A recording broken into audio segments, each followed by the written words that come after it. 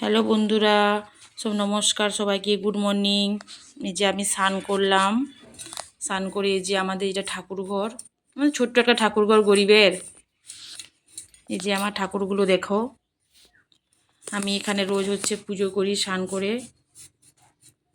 এই যে আমার ছোট্ট সব ঠাকুর এখানের মধ্যে, এই ছোট্ট মধ্যে আছে। এই যে আমার এখানে কালী মাতা আছে, এই যে আমার শিব, যে লক্ষ্মী। এই যে এই সাইডটা দিয়ে আমাদের ছোট্ট তো ঠাকুর ঘরটা না, ওই জন্য এর মধ্যে সবাইকে রেখেছি আর কি, এক জায়গাতে। যে কালকে বাসি ফুলগুলো ফেলতে মনে থাকে না, তাই সকালবেলা বাসি ফুলগুলো নিলাম।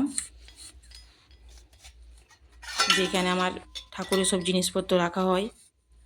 এই যে প্রদীপটা নিলাম, কালকে ঘটেও ফুলটা ফেলতে মনে থাকে না, সেই ফুলটা ফেললাম। এই যে এই সাইডটা দিয়ে সব মানে ছোটো মানে ঠাকুরগুলো তো অতিরিক্ত হয়ে গেছে না, ওই জন্য রাখার মতো জায়গা নেই, অল্প জায়গার মধ্যে সাজিয়ে রেখেছি। আর তোমাদেরকে দেখাতে মনে নেই, আমি যে মানে পুজোটা করলাম তখন ভিডিওটা করতে ভুলে গেছিলাম। আমার পুজোটা কমপ্লিট হয়ে গেছে। এই যে পুজোটা কমপ্লিট করে নিয়েছি, নেওয়ার পরে যে আমাদের ছাদে মানে তুলসী মঞ্চ রাখা আছে। এই যে এটা আমাদের ছাদ, যেখানে তুলসী মঞ্চ আছে, পাশে মা মনসা আছে। এই যে তুলসী, লাল তুলসী সাদা তুলসী দুটোই আছে। তোমাদের কার কার বাড়িতে লাল তুলসী সাদা তুলসী একসাথে আছে আমাকে একটু কমেন্ট করে বলো।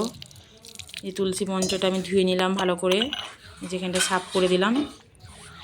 দেওয়ার পরে যে এখানটাতে ধূপ যে ভালো করে সাফ করে নিচ্ছি, সাফ করে নিয়েছি ভালো করে। এই যে ধূপদানিটা দিলাম, এই যে ধূপ দেব। আমার এই ব্লগটা যদি কাউকে ভালো লাগে, বেশি বেশি শেয়ার করো, কমেন্ট করো, তোমরা সাপোর্ট করো, যাতে আমি আরও নতুন নতুন ভিডিও তোমাদের সামনে নিয়ে আসতে পারি। সবাই দিদিভাইটাকে সাপোর্ট করো।